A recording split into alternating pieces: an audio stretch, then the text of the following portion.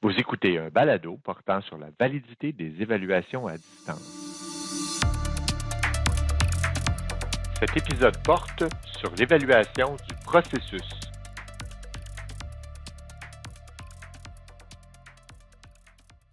Bonjour, je m'appelle Frédéric Vézina, je suis enseignant en formation professionnelle à l'UNICA en soutien informatique. Alors, Frédéric, je voudrais savoir pour commencer, qu'est-ce que tu voulais évaluer?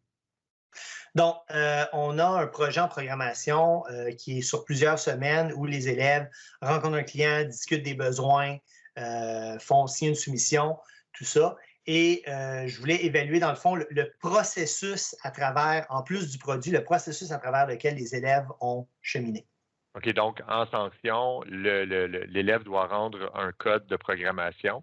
Puis, ben, toi, tu as décidé d'évaluer pas seulement le produit final, mais le processus complet pour t'assurer de l'authenticité du produit, si on veut.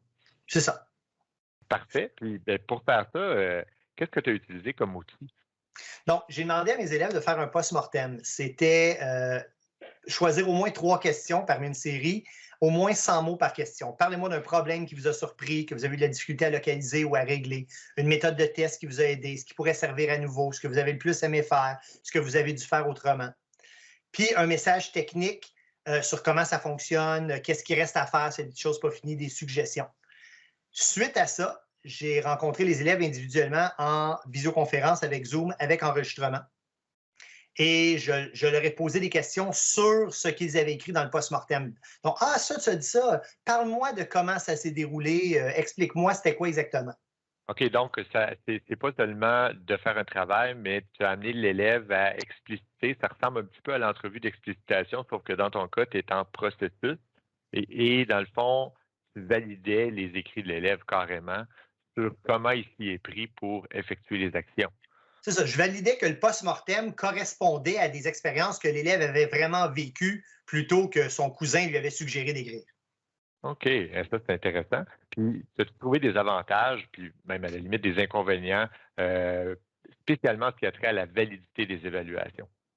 Au niveau des avantages, vraiment, ça amène l'élève à porter un regard interne, à faire une auto-évaluation, à se rendre compte des difficultés et des choses qu'il a rencontrées un petit peu plus et des défis qu'il a relevés. Ça minimise l'impact de l'aide externe. Les collègues vont aider pendant qu'on fait le projet en classe, mais on va vraiment chercher, oui, mais toi, c'est quoi la partie que tu as faite là-dedans?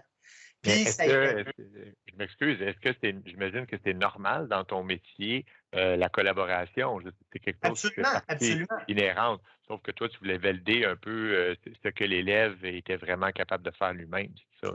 Pas juste le capable, mais aussi le vécu, l'expérience de le faire. Donc, mais tu ne l'empêchais pas de collaborer a priori et Absolument pas. puis Absolument il pouvait discuter avec qui il voulait la fin de semaine, le soir, il pouvait compléter son pas. Pendant les travail. cours, OK. Fait que ça, c'est un avantage. oui. Au niveau des inconvénients, ben, c'est sûr que ça demande une planification au niveau des rencontres avec les élèves, aussi de gérer comment est-ce qu'on va le faire, avertir les élèves de à quel moment ils vont être rencontrés et sur quoi ça va toucher. Puis aussi, évidemment, que les absences. Parce que si un élève n'est pas là, si un élève arrive en retard, ça affecte le déroulement et la planification de tout ça. Si je comprends bien, dans le fond, ça peut être un processus qui est chronophage, qui peut prendre beaucoup de temps, donc il faut y aller avec parcimonie. Ça prend du temps. J'ai vraiment favorisé des entrevues très courtes. C'était 5 minutes et demie maximum à peu près. Ah oui, OK, je comprends, pour être efficace. Puis, Ben, le post-mortem aidait beaucoup à focuser mes questions dans l'entrevue. Je savais quoi demander pour avoir une réponse parce que je me servais du post-mortem pour ça, cibler. ça t'offre un cadre, dans le fond, qui peut limiter les débordements puis être plus efficace. J'allais chercher, je lisais le post-mortem d'avance et j'allais chercher les points qui me semblaient les plus intéressants. Ou les plus litigieux ou problématiques, le cas échéant, évidemment. Et puis, est-ce que tu as eu des défis pendant à l'utilisation de ce type d'évaluation-là? Les élèves avaient parfois de la difficulté à suivre certaines instructions, par exemple le 100 mots par réponse.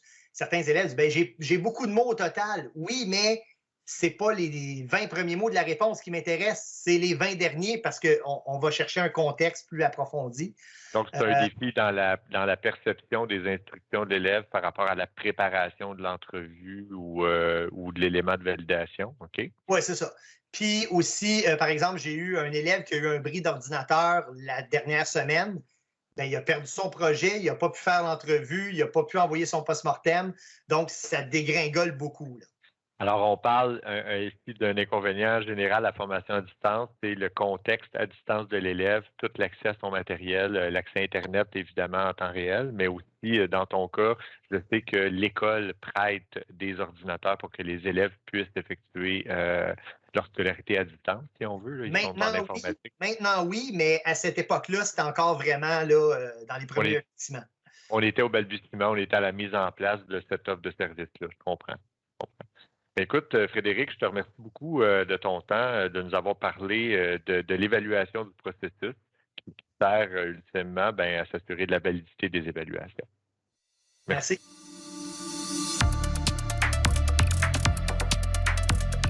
Cette entrevue avec Frédéric Vézina de l'École des métiers de l'informatique, du commerce et de l'administration de Montréal a été conduite par Sébastien Ross, conseiller pédagogique du Centre de services scolaires de Montréal. La bande sonore est Smart Tech de Scott Holmes sur Free Music Archive.